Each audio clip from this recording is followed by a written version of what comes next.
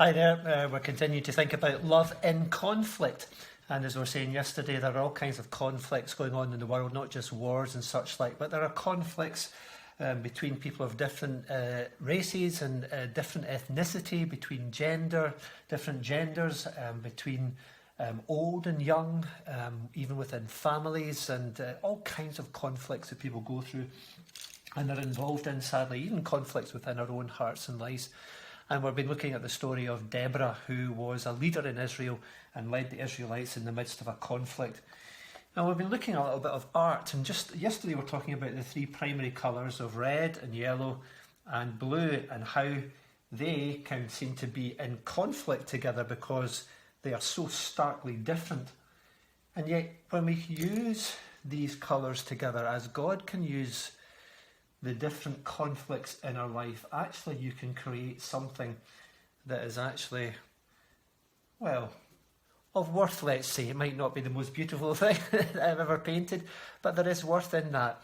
And so we can see how the contrasting colours can actually bring something out in our lives, and God can use those conflicts in our lives to create a picture, to create something beautiful out of our lives. We know, of course, that when we take the primary colours and we mix them together, so we mix red and blue, we get a kind of purple colour there. We know that when we take the yellow and we mix it in there with some of the red, we know, of course, that we get an orange colour. And we know, of course, that when we take the blue and we mix it with a bit of the yellow, and we're going to get a nice green colour there.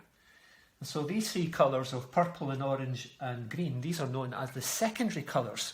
So there's three primaries, red, blue and yellow, and there's three secondaries, orange, green and purple. And then when you mix a primary and secondary together all the way around, you get 1, 2, 3, 4, 5, you get 6 tertiary colours, and you can try those at home. So what we're looking at, why we're looking at this just now, well, what's interesting is when we take what is conflicting, like red and blue, very contrasting, actually what can happen is that when God takes those conflicts in our lives, he can actually bring about something secondary in our life to the conflict. And what is secondary is he can bring out a quality within us out of that conflict that otherwise would not exist. Purple would not exist unless blue and red existed. Unless those contrasts, those conflicting colours were in existence, there could be no purple. In just the same way that we cannot develop, for example, patience in our lives unless we have conflicts in our life which cause us to have patience. We cannot develop the quality of being a peacemaker unless we are involved in a conflict where peace is required. We cannot bring out courage or bravery in us unless we are in a conflict which causes us to fear. So God actually uses these conflicts within our life in just the same way as he used the conflict with the children of Israel to bring out some good qualities. Deborah showed those qualities of strength, of leadership, of trust.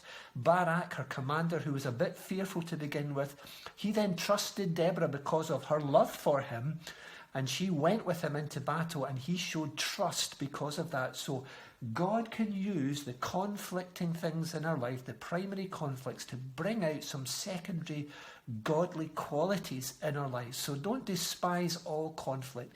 Look for God to work through the conflict and bring about these godly qualities within us. Speak to you again tomorrow with some more artwork.